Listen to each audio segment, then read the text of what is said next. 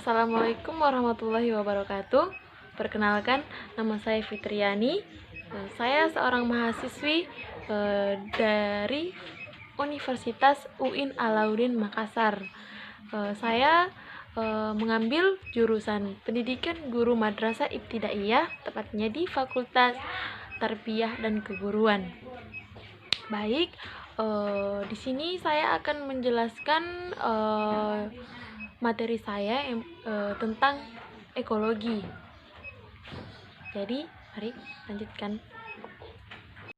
Baik, dalam kehidupan sehari-hari, mungkin Anda sering mendengarkan kata ekologi atau bahkan menggunakan kata tersebut dalam sebuah kalimat. Namun, sudah tahukah Anda apa itu ekologi? Baik, jadi saya akan menjelaskan pengertian dari ekologi. Istilah ekologi diperkenalkan pertama kali oleh Amos Haeckel, seorang ahli biologi Jerman tahun 1869. Asal katanya oikos dan logos. Oikos artinya rumah atau tempat tinggal dan logos bersifat telaah atau studi. Jadi, ekologi adalah ilmu tentang rumah atau tempat makhluk hidup. Ekologi didefinisikan sebagai ilmu yang mempelajari hubungan timbal balik antara makhluk hidup dengan lingkungannya. Istilah ekologi berkembang pesat setelah tahun 1900 dan sampai sekarang. Istilah ekologi sekarang dikenal dengan ilmu lingkungan hidup atau environmental science dan biologi lingkungan atau environmental biologi.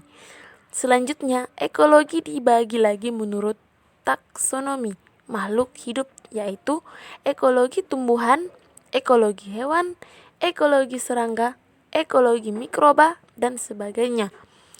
Ekologi menurut habitat, yaitu ekologi padang rumput, ekologi hutan, ekologi padang pasir, dan sebagainya. Untuk kelangsungan hidupnya, suatu organisme akan bergantung pada kehadiran organisme lain dan sumber daya alam yang ada di sekitarnya untuk keperluan pangan, perlindungan, pertumbuhan, perkembangbiakan, dan sebagainya. Hubungan antara suatu individu dengan lingkungannya sangat rumit. Ada pula yang menerangkan pengertian ekologi, yakni suatu cabang ilmu pengetahuan yang mempelajari tentang interaksi makhluk hidup maupun kelompok makhluk hidup dengan lingkungannya. Dengan kata lain, ekologi adalah cabang ilmu pengetahuan yang membahas tentang ekosistem makhluk hidup. Ekosistem atau sistem ekologi adalah suatu kawasan alam yang di dalamnya terdiri dari unsur-unsur biotik dan unsur-unsur non-biotik, dan di antara unsur-unsur tersebut terjadi hubungan timbal balik. Berdasarkan fungsinya, ekosistem terdiri dari dua komponen, yaitu komponen autotrofik, komponen heterotrofik. Energi dalam ekosistem. Yang pertama adalah rantai makanan. Rantai makanan adalah lintasan konsumsi makanan, biasanya dimulai dengan organisme autotrofik, yaitu organisme yang melakukan fotosintesis seperti tumbuhan hijau. Organisme ini disebut produsen karena dapat membuat makanan dari bahan mentah organik.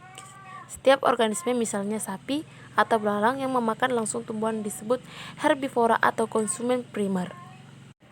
Adapun ruang lingkup ekologi ada 5, yaitu yang pertama adalah individu, yang kedua adalah populasi, yang ketiga adalah komunitas, yang keempat adalah ekosistem, dan yang kelima adalah biosfer. Aspek dan prinsip dalam ekologi. Yang pertama adalah aspek utama dalam ekologi. Jika dikaji secara mendalam, pada dasarnya ekologi mencakup 3 aspek utama atau aspek dasar sebagai berikut. Yang pertama adalah ekologi mempelajari mengenai hubungan organisme dengan lingkungannya. Yang kedua, ekologi mempelajari mengenai hubungan organisme terhadap lingkungannya. Ketiga, ekologi mempelajari mengenai hubungan struktur kehidupan beserta dengan fungsi alam. Yang kedua adalah prinsip utama ekologi. Dalam praktiknya, para praktisi ekologi biasanya menerapkan beberapa prinsip-prinsip ekologi berikut ini. Yang pertama adalah interaksi atau interaction. Yang kedua adalah keanekaragaman atau diversity. Yang ketiga adalah kemampuan berkelanjutan atau sustainability. Yang keempat adalah saling ketergantungan atau interdependency. Yang kelima adalah keharmonisan atau harmoni. Adapun manfaat ekologi bagi manusia.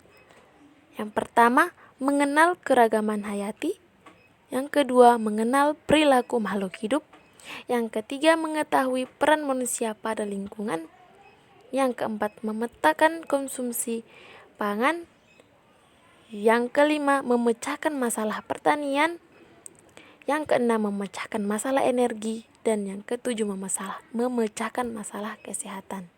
Adapun jenis-jenis ekologi yaitu adalah ekologi manusia, ekologi tumbuhan, ekologi hewan, ekologi populasi, ekologi habitat, ekologi sosial, ekologi bahasa, dan ekologi antariksa.